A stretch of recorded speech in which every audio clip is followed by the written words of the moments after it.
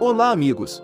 Israel e o Irã não têm fronteiras comuns, nem disputas territoriais e nunca estiveram em guerra no passado, mas na verdade são inimigos jurados. Nos últimos 40 anos, o Irã procurou erradicar Israel por meio de seu representante Hezbollah no Líbano. Por que é que? Vamos descobrir juntos. Em 1950, o Irã foi o segundo país muçulmano depois de Turquia a reconhecer o Estado de Israel. Os dois lados mantêm relações amistosas baseadas em estreita cooperação em questões militares, tecnológicas, agrícolas e de petróleo e gás. Eles também compartilhavam uma postura pró-americana e hostil à União Soviética. No entanto, em 1979, o rei do Irã foi derrubado por uma revolução islâmica. Ruhollah Khomeini tornou-se o líder supremo e tudo mudou. Em seu primeiro discurso, ele apontou dois inimigos principais do Irã. Um é a América, que ele chama de Grande Satã, o outro é Israel, que ele chama de Pequeno Satã. Khomeini tem sido hostil aos Estados Unidos porque este se juntou ao Reino Unido no apoio ao golpe que derrubou o primeiro-ministro iraniano em 1953, quando ele nacionalizou a indústria do petróleo. O rei Mohammed Reza, então nomeado seu sucessor, não passava de uma peça de xadrez controlada pelo Ocidente. Especificamente, ele deixou 14 empresas estrangeiras, das quais 11 são americanas, as demais são britânicas e francesas. Dominando a indústria do petróleo e exportando dinheiro principalmente para o exterior, uma pequena parte foi mantida para enriquecer a família real e o povo estava com muita fome. Portanto, Khomeini acusou os Estados Unidos e seus aliados de serem imperialistas que sempre saquearam propriedades e violaram a terra sagrada do Islã. Para Israel, Khomeini os considera o cachorro que segue a América. Portanto, é necessário expulsar do Oriente Médio com os Estados Unidos. Desculpe pela descrição honesta, citamos palavrões. Quanto à questão territorial, como alguns outros países muçulmanos do Oriente Médio, eles acreditam que Israel, com o apoio do Ocidente, assumiu o controle do local onde vivem os árabes palestinos. O problema não é apenas a terra, mas também o local de culto. Jerusalém é o local sagrado mais antigo e importante para os muçulmanos palestinos, semelhante a Meca e Medina na Arábia Saudita. Quando os israelenses chegaram aqui, de repente o lugar sagrado tornou-se apenas para judeus. Assim, o Irã, como potência islâmica, assumiu sua própria responsabilidade de expulsar os infiéis da região. Claro, também é de seu interesse nacional. Especificamente, o Irã é o rival número 1 da Arábia Saudita na região, por um lado seguindo o ramo xiita do Islã. O outro lado segue o ramo sunita. Ambos querem levar pessoas de sua própria seita ao poder em cada país do Oriente Médio e se tornarão líderes.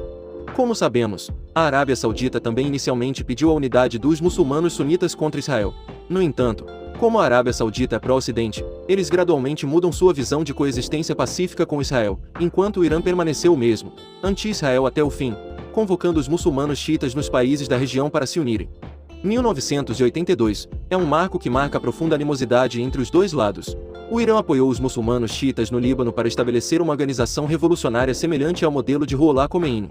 Chama-se Hezbollah, que significa o Partido de Alá. Eles fornecem financiamento, armas e treinamento militar com o objetivo de erradicar Israel. Nessa época, o Líbano estava em meio a uma guerra civil e os muçulmanos xiitas aproveitaram a oportunidade para lutar por uma posição segura. Antes disso eram marginalizados, não tinham poder político. Com o forte apoio do Irã, o Hezbollah cresceu rapidamente e se tornou um rival do Exército Libanês Livre. Esta é uma facção antigovernamental e quer estabelecer um país separado no sul. Esta força é apoiada diretamente pelos militares de Israel para criar uma zona tampão entre as facções hostis em guerra no norte. Depois de ferozes e mortais batalhas armadas, em 2000, Hezbollah venceu e controlou uma grande área no sul do Líbano. Naquela época, Israel foi forçado a retirar todas as suas forças. Desde então, o Hezbollah cresceu rapidamente e é considerado muitas vezes mais forte do que o exército legítimo do governo libanês. Os muçulmanos xiitas começaram a ganhar mais assentos no parlamento e eram respeitados. Em 2006, a organização prendeu vários soldados israelenses enquanto patrulhavam a fronteira. Eles então exigiram que os prisioneiros libaneses fossem libertados em troca dos reféns. Israel recusou e respondeu com um feroz ataque aéreo e terrestre ao sul do Líbano. O Hezbollah também lançou mísseis de retaliação e conduziu ataques de guerrilha a partir de posições fortificadas. O Irã aproveitou a oportunidade para fornecer milhares de mísseis, incluindo os Eusal-2 de longo alcance e muitas armas antitanque. Embora a guerra tenha durado apenas 34 dias, os danos sofridos por ambos os lados foram bastante grandes. Em termos de ativos, quase 6 bilhões de dólares evaporaram. O número de soldados do Hezbollah mortos foi superior a 1.000 e Israel foi de 165. A pedido das Nações Unidas, os dois lados assinaram posteriormente um armistício, não apenas financiando o Hezbollah e qualquer grupo muçulmano xiita anti-Israel. O Irã também tem a ambição de possuir armas nucleares para frustrar seus oponentes. Em vez de esperar pelo desastre, Israel realizou muitos ataques extremamente desagradáveis para evitá-lo. Em junho de 2010, Masoud Ali Mohammadi, Um proeminente professor de física da Universidade de Teherã foi assassinado por uma bomba controlada remotamente, em sua porta. Ele é um cientista nuclear altamente respeitado pelo governo. Mais tarde, o Irã acusou Israel e os Estados Unidos de estarem atrasados. Claro, ambos os países negam isso. Quando as suspeitas ainda não estavam claras, 5 meses depois, o professor Majid Shahriari, membro do Departamento de Engenharia Nuclear em Teherã, foi assassinado da mesma forma. Em 2011, o vírus de computador Stuxnet, que se acredita ter sido desenvolvido por Israel e pelos Estados Unidos, infiltrou computadores na usina nuclear de Bushehr. Eles então se espalharam para outras instalações em todo o Irã. Como resultado, 30 mil computadores em pelo menos 14 instalações nucleares foram infectados com o vírus. Isso faz com que os motores da centrífuga acelerem repentinamente e explodam. Pelo menos 1000 motores foram destruídos, estima o Instituto de Ciência e Segurança Internacional. No entanto, isso foi apenas o começo, com nada menos que 10 ataques cibernéticos semelhantes que se seguiram. Embora tenham causado danos menores, mas tiveram um impacto considerável nas atividades nucleares do Irã. Em 2018, a Força de Inteligência Mossad de Israel invadiu um armazém em Teherã que armazenava dados importantes sobre o programa nuclear iraniano. Os agentes abriram 32 cofres e levaram para casa saques valiosos. Mais tarde, o primeiro-ministro de Israel anunciou que havia obtido cerca de 100 mil arquivos de documentos secretos provando que o Irã tem um programa para desenvolver armas nucleares. O assédio continuou depois disso. Em 2020, uma explosão causou grandes danos à instalação de enriquecimento de urânio do Irã em Natanz e atrasou o programa por meses. Israel continua a ser acusado de ser um homem-bomba. No mesmo ano, Mohsen Fakhrizadeh, conhecido no Ocidente como o pai do programa nuclear iraniano, foi assassinado. Ele é frequentemente comparado a Robert Oppenheimer, o pai da bomba atômica americana. O ministro das Relações Exteriores do Irã chamou o assassinato de covardia de Israel. Em 2021, uma explosão na Natanz derrubou a fonte de alimentação conectada à centrífuga e danificou milhares de unidades.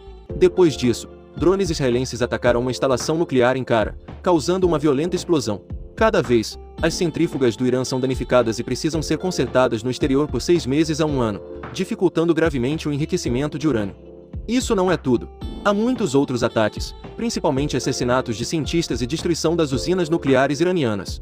Como todos já descobriram, gostaríamos de parar de contar mais detalhes. O lado oposto também respondeu, mas um pouco mais fraco.